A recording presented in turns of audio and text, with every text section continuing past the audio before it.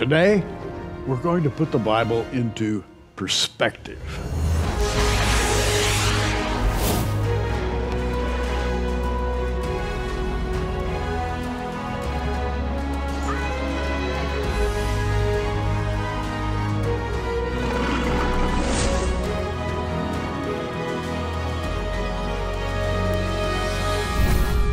And perspective is very, very important.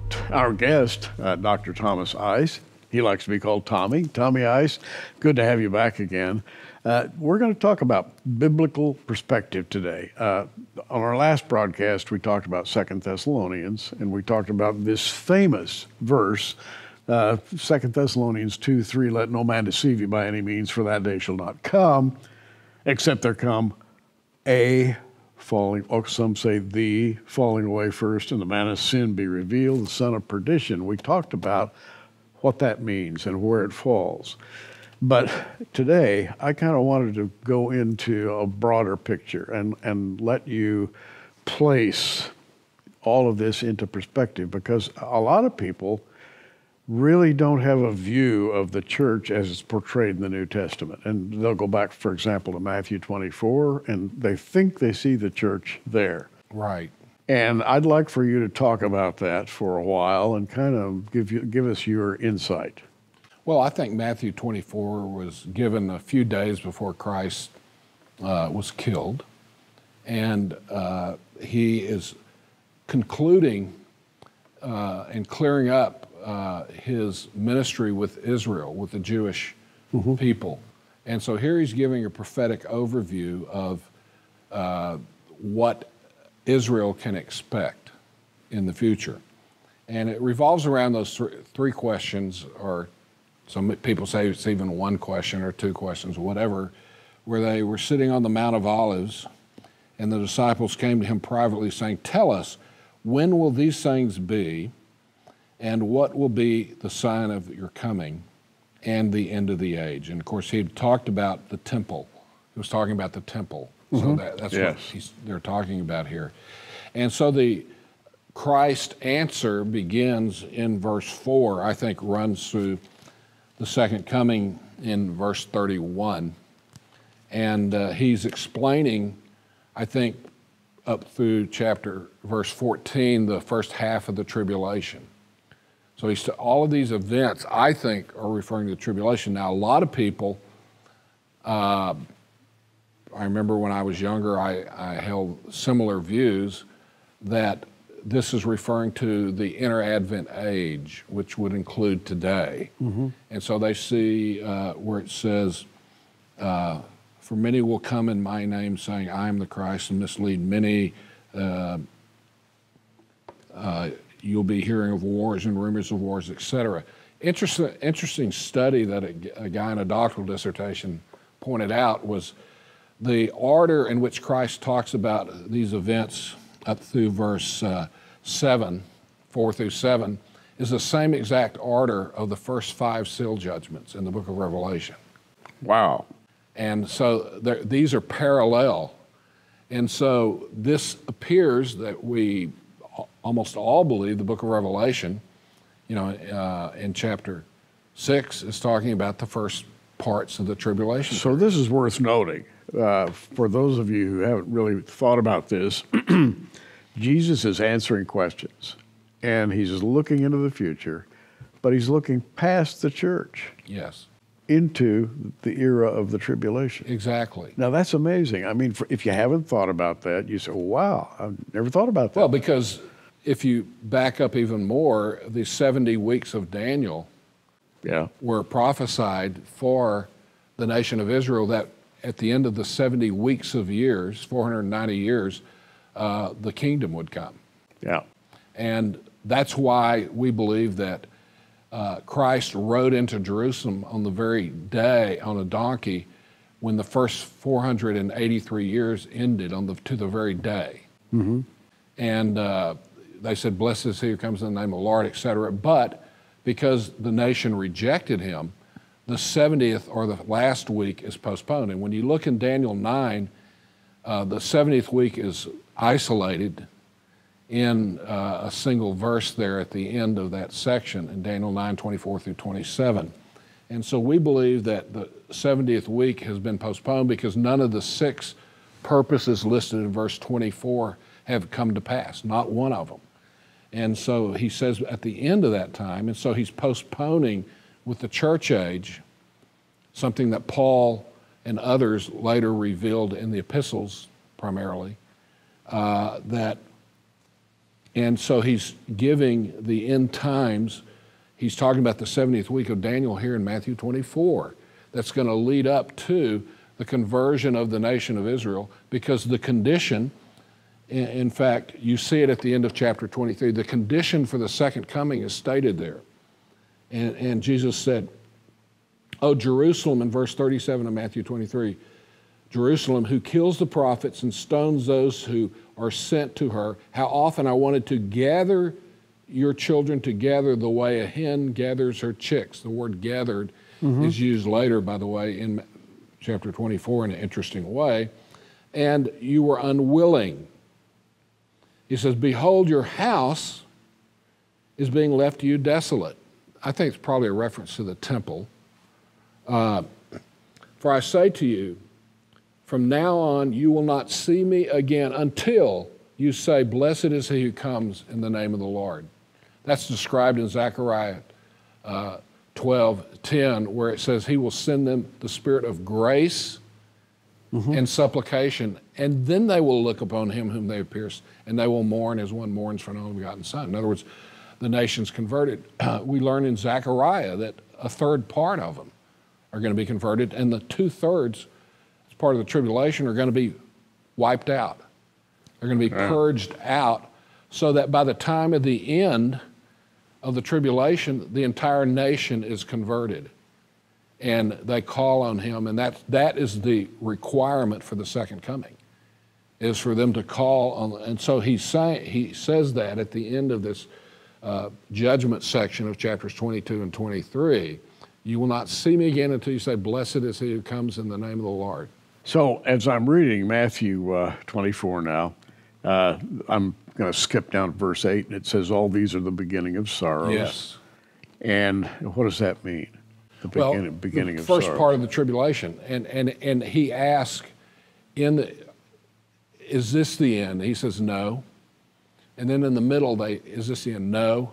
And then when he gets to the end of this section in verse 24, he says, "But immediately after the tribulation of those days, the sun will be darkened, the moon will not give its light, etc. And the sign of the Son Man will appear." In other words, he's coming back. And so this is the first part of the tribulation. No, he's not coming back yet. And so the book of Revelation expands upon this, but he lays it out here, and it's referring, I think, that's one of the major reasons I believe that this does not refer to the present age as many believe.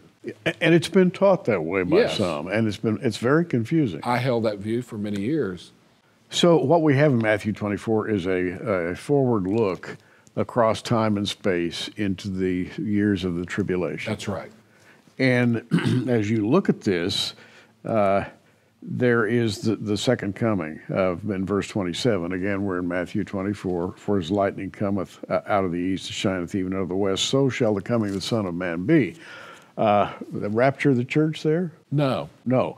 But I can tell you, and you know this, a lot of people have taught that. Oh, yeah. In fact, I don't know, maybe a majority of pre-tribulationists believe that the rapture is in Matthew 24.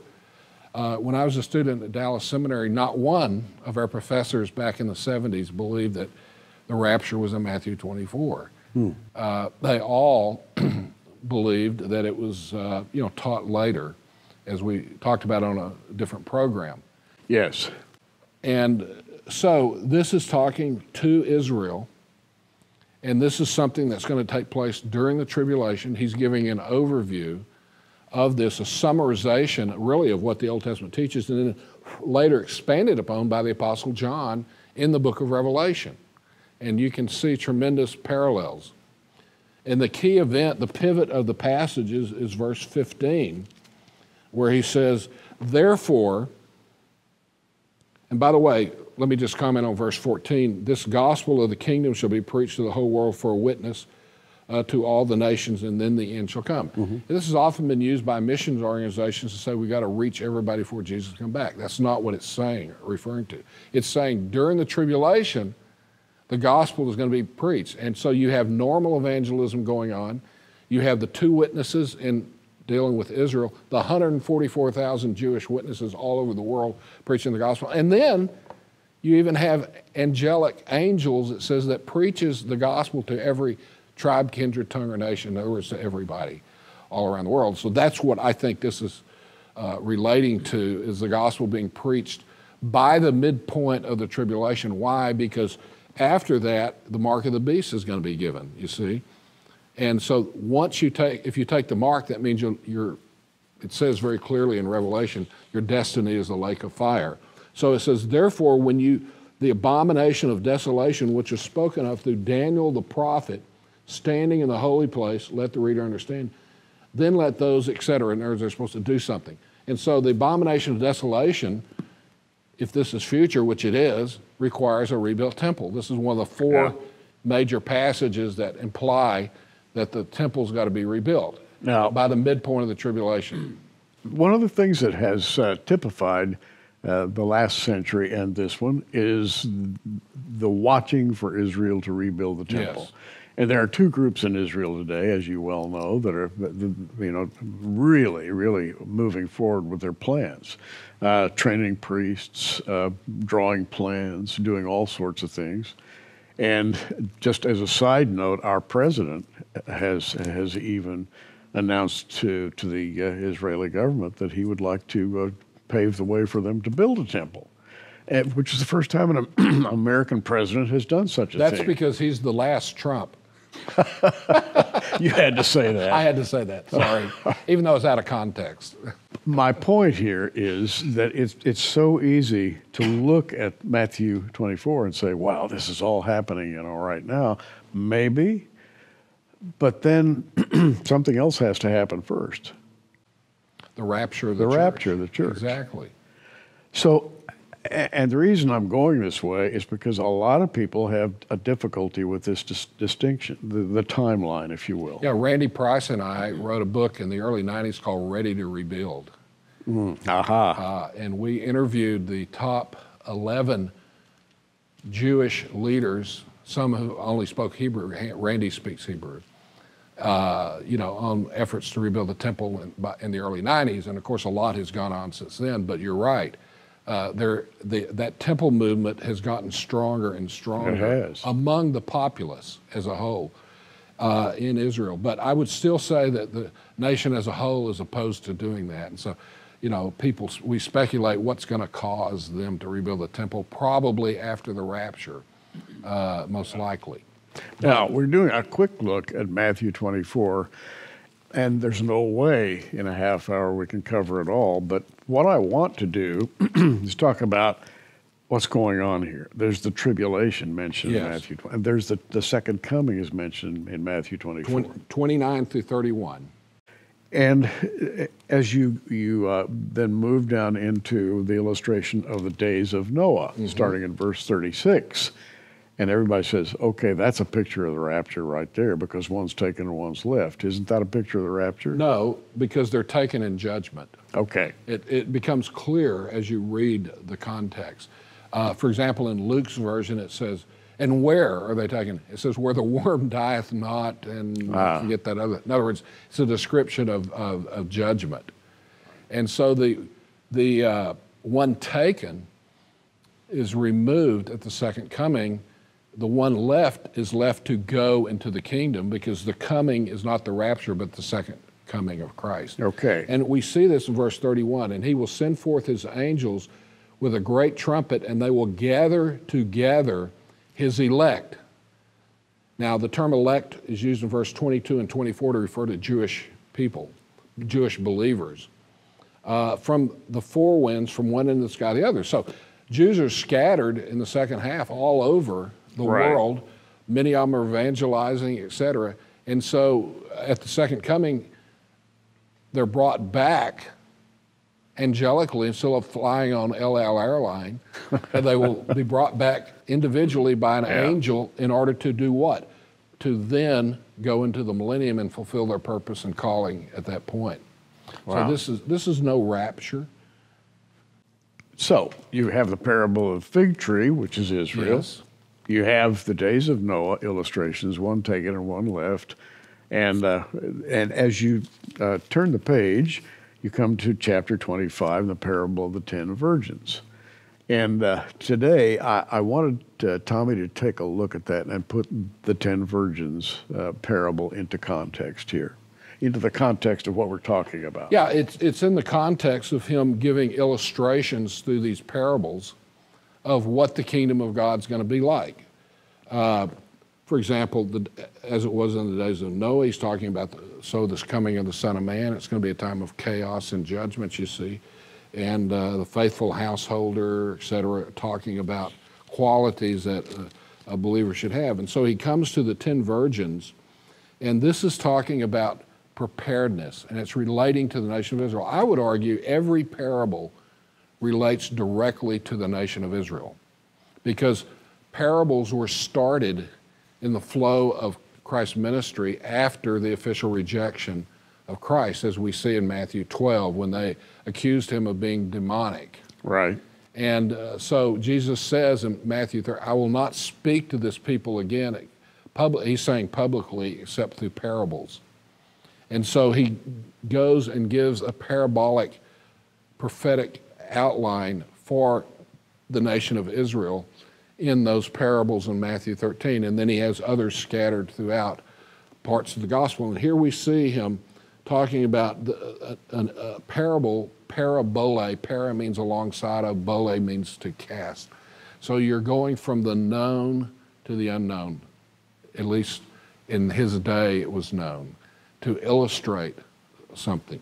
And so he said, then the kingdom of heaven will be comparable to 10 virgins who took their lamps and went out to meet the bridegroom.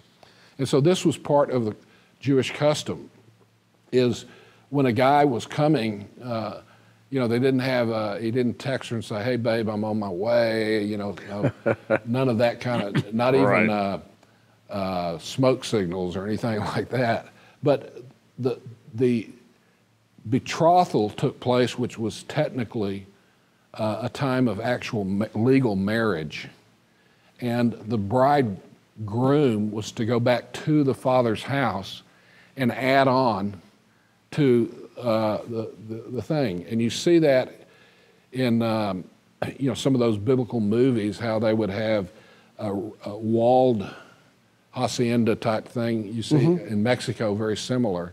And in the middle, they would have their cooking and eating in this temperate environment. And then they would have, building on another room, would usually be a bedroom and then a sitting room. And so the son would go back and build that. And, to make sure that he doesn't just throw up some shack or a tent or something there in his eagerness to take his bride, the father had to approve the construction or the add-on, that it was adequate and proper. And then the father would send the son at any moment to get his bride. And in the meantime, the bride, the betrothed, it was a time of testing, to test to make sure that she was going to be devoted or faithful or pure in this period. And she would gather together things for her marriage, or hope chests, as we call them nowadays. And so he would come, let's say she lived in another town, and the wedding party would come, and they would give a shout. And here you have the picture of bridesmaids looking for this coming pretty soon. And some of them were irresponsible. They didn't put oil in their lamps. And so the shout, or the word that the marriage is about to be consummated, is given, and the wise ones had oil in their lamps. And whether this is a picture of the Holy Spirit or not, whatever, it's fine. But it shows that they were prepared. And it is clearly a reference to believers as a whole. But the unprepared said, we got to go in and buy some oil. Right. And by the time they come back, the door has closed to the wedding, it says, and they're not allowed in. And so this would be unfaithful Israel. So I think it's just saying, and once again, it's talking about Israel. Right. It's talking about some will be prepared and some will not. Now, the context, as we've seen, starting back in Matthew 24, is Israel, not the church. Right. And that continues in chapter 25, I take it. Yes, and you have him going on talking about, in a sense, laying out Israel's future through these parables. So they talk about the foolish virgins, and this simply means unmarried women who actually were virgins back then. As well. And the prudent ones, the ones who were preparing. See, that's the point of the passage. You're supposed to prepare in the interim while you're waiting for the bridegroom to come. And so you're right. Sometimes we call this making a parable walk on all fours. In other words, they come in, some people take all the details and give meaning to a lot of the specificity of the details. Mm-hmm. And sometimes it's not wrong necessarily, but each parable, the point of a parable is to have a key lesson that's being taught. Now, let me ask you a quick question here. I've heard Matthew 25 talked about as Israel's view of the rapture. Well, there's no rapture. There's no rapture here. There's a bride, but there's no bride, rapture. and I'm putting this out because such an individual would say, well, the bride who goes in and the door is closed, that's the church taken out and secreted away. Now, do you follow that, or not at all? Because the rapture is not disclosed chronologically by Christ until 3 days later in the upper room discourse, the night before he was killed. All of this stuff in Matthew, Mark, and Luke especially relates to Israel. To Israel. I just wanted to make that clear, because I've heard people say, well, this bride certainly seems like the church. Well, and that's why when you read, older commentaries where everything's the church, right, you have some weird, not only interpretations, but applications of these things. But if it refers to future aspects relating to Israel, then you don't have the problems interpreting this passage that you would otherwise. So what we have here, and this is sort of what I wanted to clarify today, is last week we started with 2 Thessalonians. We talked about what that is indicating and what is to happen to the church. And your temptation is to go back into the Gospels and see if you can lock these two ideas together. And a lot of people have done this, have put the rapture back in Matthew 24. And so I sort of wanted to clarify just a little bit where we need to keep our limits and rules of interpretation. Yeah, in the flow of God revealing his program through Christ and then the apostles, etc., the rapture wasn't introduced until the night before Christ died in the upper room discourse. And what's important about that is everything in the upper room discourse that Jesus is teaching, once Judas leaves 2/3 of the way through John 13, is brand new church age truth. So when he said to the future church, I'm going to go away for a while, then I'm going to prepare a place for you. I will come and take you, receive you to myself. Take. And take would be the rapture. Yes, exactly. But that's that where I am, where is he heaven, you will be also. And I think that really makes the point. The rapture is almost a private bit of business there, as Jesus spoke to his closest confidants and said, here's what's going to happen. Well, you can take that betrothal explanation that we just explained and apply that to the rapture, because Paul talks about wanting to be the best man. You know, I want to present a spotless virgin, you know, etc., talking about the body of Christ, etc. And so you see that motif being presented in relation to the rapture as well. And Thomas Ice, Tommy, has written this book, The Case for Zionism. We lapsed into temple building and other things that are going on today.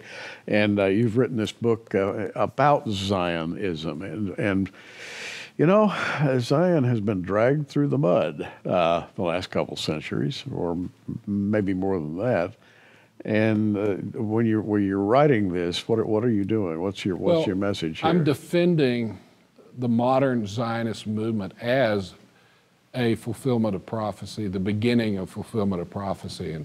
And interestingly enough, you have an explosion of pro-Israel sentiment within a generation after the Reformation began, because they're studying the Bible. As a matter of fact, the things that are going on in Israel right now are really exciting. They really are, and we're moving closer and closer to having the stage being set. What should we think about Israel? That's the title of this one, and with a foreword by Mark Hitchcock, and you contributed to this? Yes, a bunch of different authors defending a literal view of Israel against a lot of criticism from evangelicals. We should support Israel, yes, right? I definitely. mean, because they are such a close, if you will, figure to what the Bible describes. We can actually watch what's happening in Israel and kind of see the outlines of what's in the Bible. Uncovering the Secrets of Bible Prophecy, Jeff Kenley. Can We Still Believe in the Rapture? Ed Heinzen, Mark Hitchcock. And this is the last part of our offer today, Charting the Bible Chronologically. Ed Heinzen, Thomas Ice.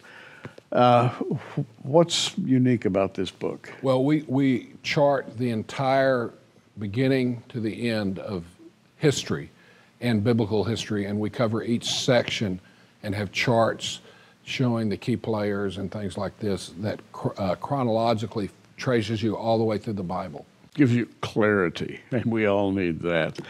For your gift of $60, these books, which we're calling the Thomas Ice Collection, can be yours, and we'll ship them to you anywhere in the United States, absolutely free of charge. Check our library, prophecywatchers.tv. Go to the online library, scroll down, you'll find the Thomas Ice Collection. And Tommy, time has run out. Well, I can't wait for time to run out in history. Amen. I'm Gary Stearman. Hey, we're watching. You'll be watching too. Thanks for joining us on Prophecy Watchers. You can find us on the web at prophecywatchers.com, where you can sign up for our free email newsletter, or follow us at facebook.com/prophecywatchers. In the meantime, keep watching, everybody, and we'll see you soon.